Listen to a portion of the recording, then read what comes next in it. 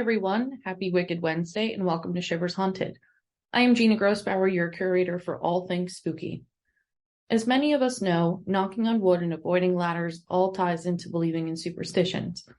But taking that a step further, how many of us believe in the likes of the Mothman, Wendigos, and other urban legends?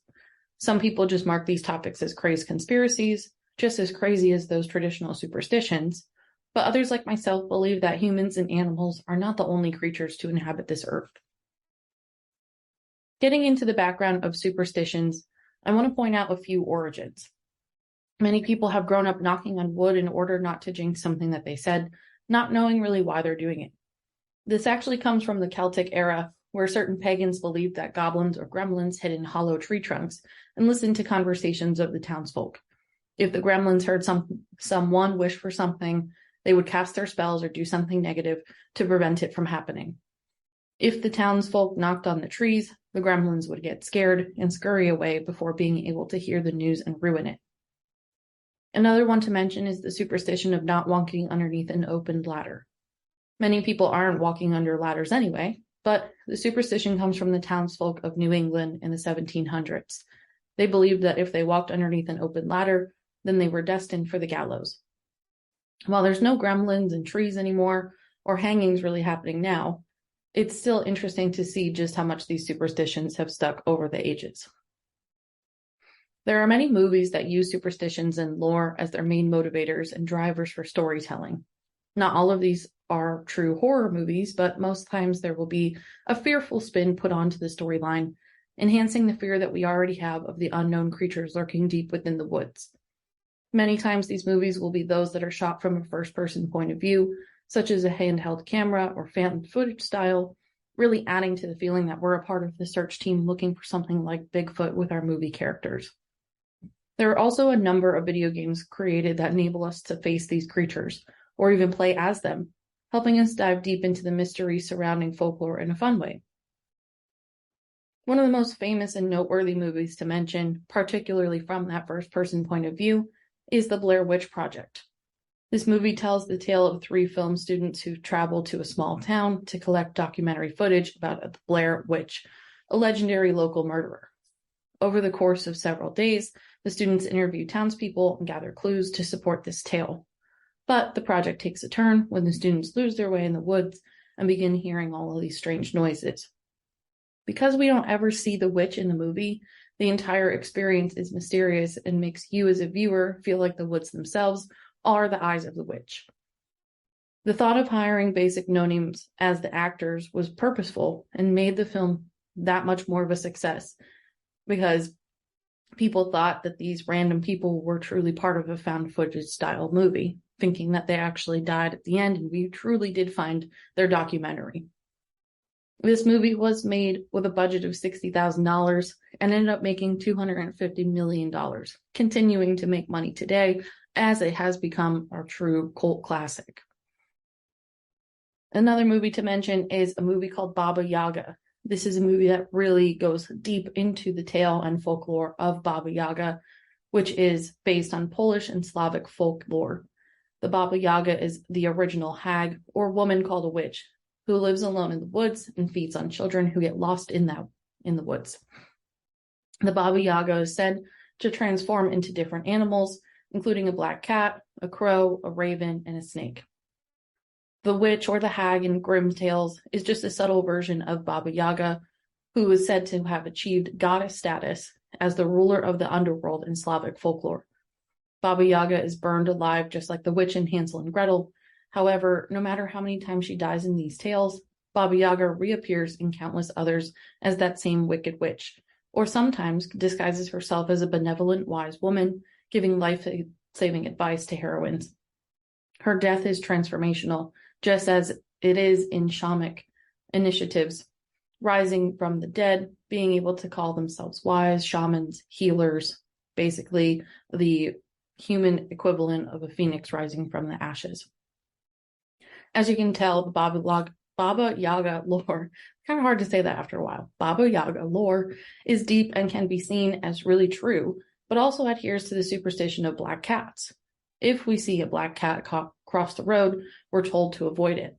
This is because black cats are thought to embody the souls of witches, who will leave a spell on the road for passersby to trip over. This is also why in today's society, black cats are the least adopted cats from the rescues. Some people just don't want to bring witches home. Kind of bleeding into a kid's movie stemming from Baba Yaga and Blair Witch, we think about The Wizard of Oz. The Wicked Witch in The Wizard of Oz originated from 1939's idea of what a wicked witch would be. The Wicked Witch of the West represents a crone, one of the oldest villains in folklore. She's also the product of cultural anxiety, saying that aging is terrifying and everyone should be afraid of it. But the crone is terrifying to society because she doesn't care what she looks like or how appealing she is, only making her wicked because she doesn't follow the societal norms and standards. Next time you go ahead and watch The Wizard of Oz, take a look at how much she's actually wicked or how much she's actually just kind of bullied for being herself. The true movie to talk about, though, that really has roots in horror is a movie called The Possession. This film is disguised as a possession film, hence the title, but is actually based on a true story of an antique box that houses a malicious ancient spirit called a Dybbuk, an evil spirit from Jewish folklore. This film's true story inspiration comes from the Dybbuk boxes accidentally being purchased on eBay by unsuspecting buyers. These boxes, once opened, have been said to haunt the opener in extremely malicious and unexplainable ways. There are Hebrew etchings all over the box, and it's believed to contain a Dybbuk, which is the malevolent misplaced spirit. It's said that a soul that has been unable to fulfill its function during its lifetime is given another opportunity to do so in Dybbuk form. This film capsizes on the extreme effects caused in one particular case in real life of a Dybbuk box opening, saying that the only way for a demonic spirit to take hold of someone else is to either sell or pass the box to an unsuspecting third party, which is why there were some people who were selling them on eBay. These boxes have been around for hundreds of years, but the first recorded experience with it is what inspired this film. An unsuspecting purchaser buying it from a yard sale, not knowing that the box was assembled in Germany during the Holocaust, containing supposedly a Holocaust spirit. The film resembles the same encounter, with the main protagonist Emily purchasing this cool box from a local yard sale. Very minimal but strange things begin happening to Emily in the house and in the box and everything that surrounds this box. And everything escalates from there with strange and violent happenings. The film takes a more creative twist with the true stories of the Dybbuk box by slowly over time making Emily possessed by the demon in the box, the demon having the Hebrew name that translates to taker of children. It still shows the audience that curiosity can truly kill the cat, and it's up to us to use our own sound judgment towards things that do not and should not belong to us. Moving on to video games. Many video games, particularly horror video games, encapsulate the urban legends heard around the world and environments where you get to be a part of the story or figure out the mystery of them just like in real life. Until Dawn is one of those games. Until Dawn is one of my all-time favorite games, feeling like both a movie and a game all in one. It's a choose-your-own-adventure game, allowing you to make a story different every single time that you play, and have different characters survive or die based on your decisions and quick reactions. This game in particular focuses on a group of college-age kids going to a mountain cabin for a vacation, only to find out that there's Wendigo lurking in the caves and woods surrounding the cabin. We get to learn a lot about the Wendigo legend throughout this game and experience it through the eyes of a traditional millennial rather than simply hearing it through something like the History Channel. It's a great way to experience and learn about the legend in a modern way, while also feeling like you're a part of it. In addition to this game, Supermassive Games has also created the Dark Picture Anthology, which is a consolidation of choose-your-own-adventure games, each focusing on different real or fake myths and legends. If you're into this style of choosing your own adventure game, or interested in being part of a movie in a sense, check out all of the Supermassive Games. I promise you will not be disappointed. Wrapping up today's talk, let's talk about a game called Dead by Daylight, another one of my all-time favorites. Many of you have heard and played this game, but it's truly every horror fan's dream. a true simulation of what it takes to survive in a horror movie or be the slasher in that same film. There are a multitude of survivors and killers to choose from, with expansion packs available for consumers to play as horror movie icons such as Michael Myers and Laurie Strode, Freddy Krueger, Amanda and Detective Tapp from Saw, Leatherface, Ghostface, and many more.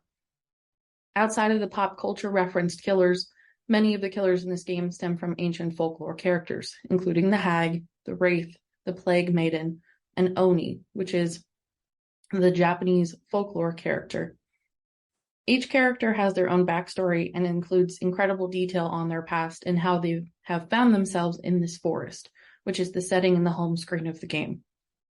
Each character was either lured to this forest or wandered away from their regular setting and have found themselves trapped in this arena-styled match where they're tested to either eliminate all the players, killers, or escape the forest once and for all, the survivors. This game not only tests players on their will to survive, but also on teamwork skills, with 4 survivors playing per round. Their ability to work under pressure, attention to detail, and overall your hide-and-seek skills. Playing this game from either perspective gives players the opportunity to work on these skills in a uniquely pressurized environment that provides more detail and history than what initially meets the eye. It's also a great way to read about and understand the motives behind some of these killers and receive some information on urban legend characters as well, and what they all might have been lured to the forest by. This wraps up our conversation today about urban legends and some films and games within the genre. As always, thanks for listening, and enjoy your Wicked Wednesday.